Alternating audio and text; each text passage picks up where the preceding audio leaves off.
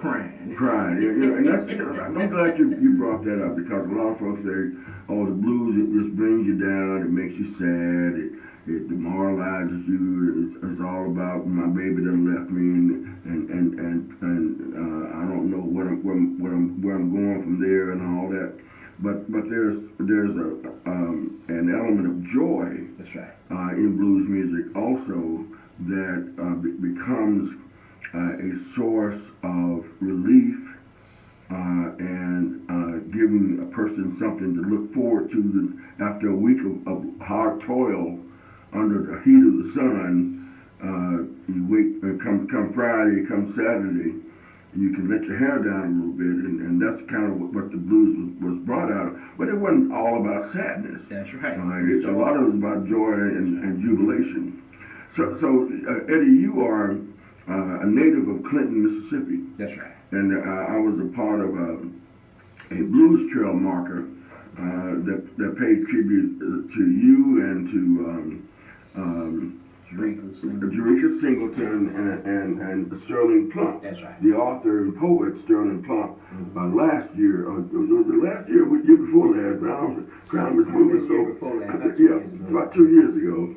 And so Clinton has claimed you, and you're also a recipient of the International Blues Music competition. IBC that's held in Memphis every year. And over 200 bands were there from all over the world. All over the world, and you came out number one. That's right.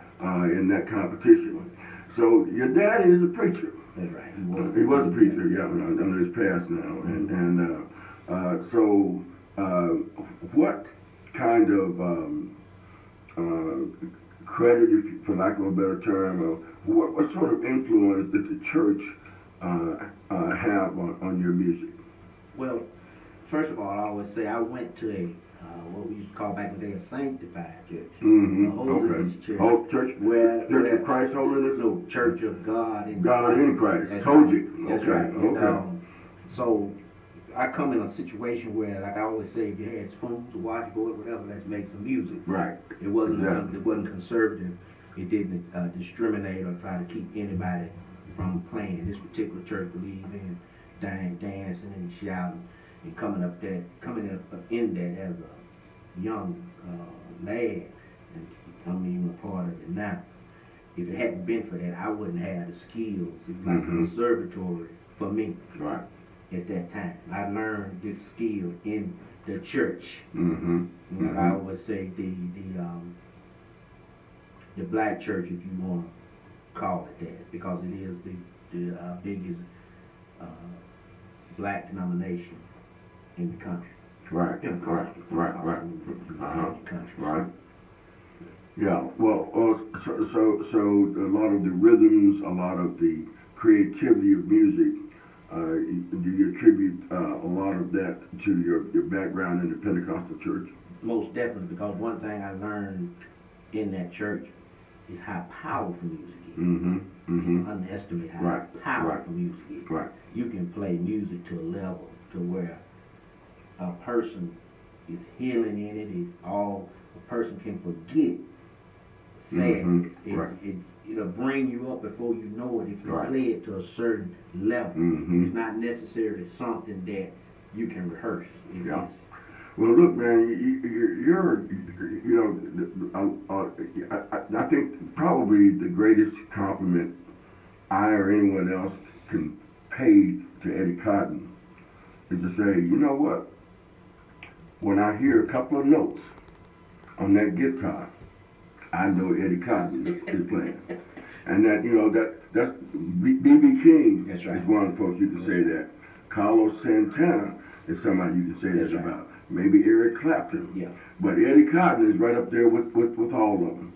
You have such a guitar skills and licks on the guitar, and you can I won't say emulate, but you can take your chops to where BB took his, or you can take him to where Carlos Santana.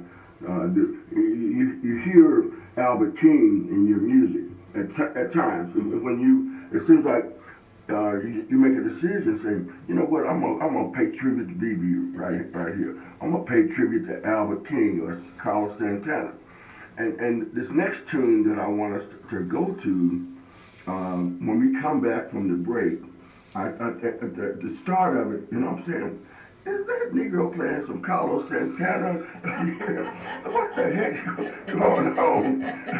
You know, and I'm hearing it, and I'm saying, yeah, but I'm still catching Eddie Cotton. Mm-hmm.